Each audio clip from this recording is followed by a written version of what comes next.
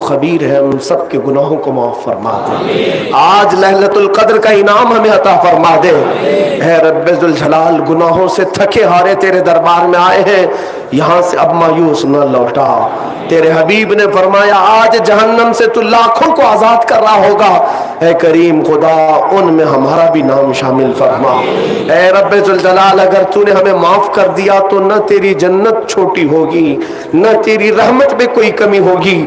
مولا تو اگر ہمیں معاف کر دے تو ہم تیرے ہی تو بندے ہیں، اور اگر تو نے ہمیں عذاب دیا تو مولا تیرے ہی تو بندے ہیں، تیرے ہی تو بندے ہیں۔ مولا یقیناً میں اپنے اعمال سے تیری جنت میں جانے کے قابل تو نہیں، مولا ایسے اعمال نہیں کہ تیری جنت میں جا سکوں، مگر مولا تیری جہنم کا عذاب سہنے کے بھی قابل نہیں۔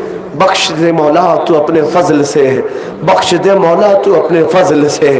آج تیرے حبیب کی امت ہر جگہ سے چیخ رہی ہے مولا، آج تیرے حبیب کی امت آزمائش سے گزر رہی ہے۔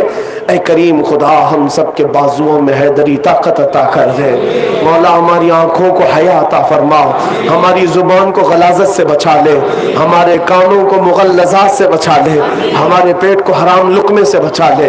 اے رب ذوالجلال، ہم نے بار بار تیرے دربار میں بیماروں کی شفا کے لیے بھیک مانگی، آج ليلة القدر میں تیرے دربار میں بھیک مانگتے ہم کو گناہوں کی بیماری سے شفا دے دے، گناہوں کے مرض سے شفا عطا فرما دے۔ اے رب ذوالجلال، ہماری ماؤں بہنوں بچیوں بیٹیوں بہوؤں سب کو ہم نے تیرے حوالے کر دیا، ان کی عزتوں کی تو حفاظت فرما دے۔ اے الہ العالمین، آج تیرے دربار میں یہ سارے بندے سچی توبہ کرتے ہیں مولا، ہم سب کی توبہ کو قبول فرما مولا۔ توبہ کرتے ہیں پھر گناہ کرتے ہیں، توبہ کرتے ہیں پھر گناہ کرتے ہیں مولا، صرف بار بار اس لیے توبہ کرتے ہیں کہ تو رحمان ہے مولا، تو رحیم ہے۔ ہزار بار بھی بندہ تیرے دربار پر آئے تو اسے بھگاتا نہیں۔ اے کریم خدا، اگر تیرے دربار میں نہ آئے تو ہم جائیں کہاں؟ تجھ سے جو منہ چھپائیں تو کریں کس کے سامنے؟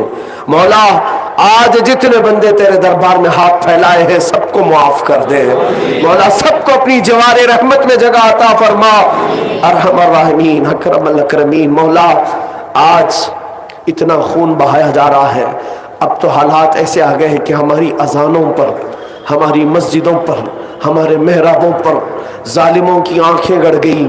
اے کریم خدا، ہم کروڑوں میں ہو کر تیری اذانیں نہ بچا سکے۔ اے الہ العالمین، کل یہ کلمہ مقدسہ پر بھی حملہ کریں گے۔ اے ارحم الراحمین، اتنے کمزور آج ہم ہیں، تیری بارگاہ میں شکایت نہ کریں تو کہاں جائیں؟ مولا یہ سوئی ہوئی قوم کو پھر سے جگا دے مولا، یہ سب تیرے سجدے کرتے ہیں، ان کی غیرت ایمانی کو بیدار فرما دے۔ اے مولا، اے کریم خدا، صحابہ کا صدقہ عطا فرما دے مولا، ہم سب کو محتاجی سے بچا لے مولا، ہم سب کو بری بیماریوں سے بچا لے، نیک و صالح فرمان بردار اولاد عطا کر، قیامت تک ہماری نسل میں عاشقان مصطفیٰ پیدا فرما، ہماری اولاد کو، ہمارے اہل خانہ کو بد عقیدہ اور گمراہ ہونے سے بچا لے، جو ہمارے خاندانوں میں انتقال کر چکے مولا ان کی مغفرت کر، ہمارے ماں باپ کی مغفرت فرما۔ قبرستانوں میں سوئے ہوئے بہت سارے لوگ آج دعاؤں کا انتظار کر رہے ہوں گے مولا، ہم رمضانوں میں اچھی اچھی سحریاں اور افطاریاں کر رہے ہیں، اے کریم خدا اس رمضان کی برکت سے ان کی قبروں کو جنت بنا دے، ان کو سکون و اطمینان عطا فرما، ارحم الراحمین۔ اے کریم خدا ہماری دعاؤں کو حضور کے نالین پاک کے صدقے قبول فرما، مانا کہ سخت مجرم و بدکار ہوں مولا، گنہگار ضرور ہوں، خار ہیں بدکار ہیں، ڈوبے ہوئے ذلت میں ہیں، کچھ بھی ہے لیکن تیرے محبوب کی امت میں ہے مولا، تو بے سبب معاف فرما دے کریم خدا۔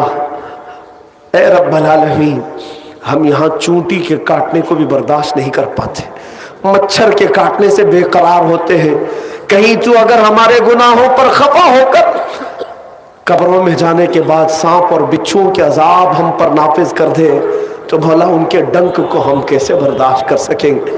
ہم یہاں موم بتی کی آگ کو اپنی انگلی میں نہیں برداشت کر پاتے، جہنم کے لپکتے ہوئے شعلوں کا مقابلہ نہ کر سکیں گے مولا، آج کی ليلة القدر میں ہم سب کو معاف فرما دے۔ اے کریم خدا آخر میں صرف اتنی التجا ہے کہ یہ آنکھیں اب بہت تھک چکی ہیں مولا، ظلم اور گناہ دیکھ دیکھ کر کچھ ایسا کر دے میرے کردگار، آنکھوں میں ہمیشہ نقش رہے روئے یار آنکھوں میں، انہیں نہ دیکھا تو کس کام کی ہیں یہ آنکھیں کہ دیکھنے کی ہے ساری بہار آنکھوں میں۔ مولا جب ہمیشہ کے لیے آنکھ بند ہونے والی ہو، موت سے پہلے ایک بار مدینے والے آقا کے چہرے کی زیارت نصیب فرما۔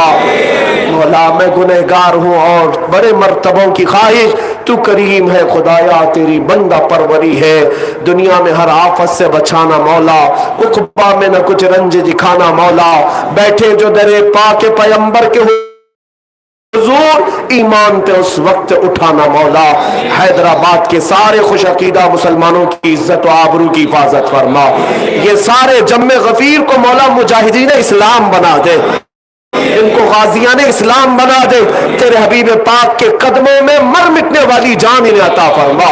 ان اللہ و ملائکتہ یصلون علی النبی یا ایھا الذین آمنوا صلوا علیہ وسلموا تسلیما۔ اللهم صل على سيدنا محمد معدن الجود والكرم وآله وأصحابه الكرام وابنه الكريم وبارك وسلم صلاة دائمة سرمدا أبدا۔ بہت سارے مرحومین کی دعاؤں کی درخواستیں آئی ہیں، ایک لمبی فہرست یہاں پر ہے، میں سب کے نام اپنے دل میں پڑھ لیا ہوں۔ مولا کریم ان تمام مرحومین کی کنیز فاطمہ بول کے صاحب وہ کینسر کی مریض ہے، ان کے لیے بھی دعا سیریس ہے بہت۔ کنیز فاطمہ جو کینسر کے مرض میں مبتلا ہے، رب ذوالجلال آج کی رات کی برکت سے انہیں شفا دے دے، اور ہم سب کے خاندانوں میں مولا اس مہلک مرض سے سب کو محفوظ فرما دے۔ کینسر اور ایڈز جیسی بیماریوں سے مولا ہر ایک مومن مومنہ کی حفاظت فرما، اور ان امراض اور بلاؤں اور وباؤں میں جو انتقال کر چکے ان کو شہادت کا مقام عطا فرما۔ اے رب ذوالجلال ہماری دعاؤں کو تیرے حبیب پاک کے نالین کے صدقے قبول فرما۔ سبحان ربک رب العزت عما یصفون۔ خصوصیت کے ساتھ رحمت عالم کمیٹی جو یہ اس جلسے کو سجاتی ہے، مولا ان کے بازوؤں میں اور طاقت عطا فرما، سنیت کا کام آخری سانس تک کرنے کی توفیق عطا فرما۔ دعواہم فیہا سبحانک اللہم وتحیتہم فیہا سلام وآخر دعواہم ان الحمد للہ رب العالمین۔ جب دم واپسی ہو یا اللہ، جب دم واپسی ہو یا اللہ، لب پہ جاری ہو بس لا الہ الا اللہ محمد رسول اللہ۔ تاجدار ختم نبوت، تاجدار ختم نبوت، لبیک یا رسول اللہ، لبیک یا رسول اللہ، لبیک یا رسول اللہ۔ آپ سے ادباً گزارش کی جاتی ہے، محکمہ پولیس، محکمہ بلدیہ، بالخصوص نواز سون اور کارپوریٹر صاحب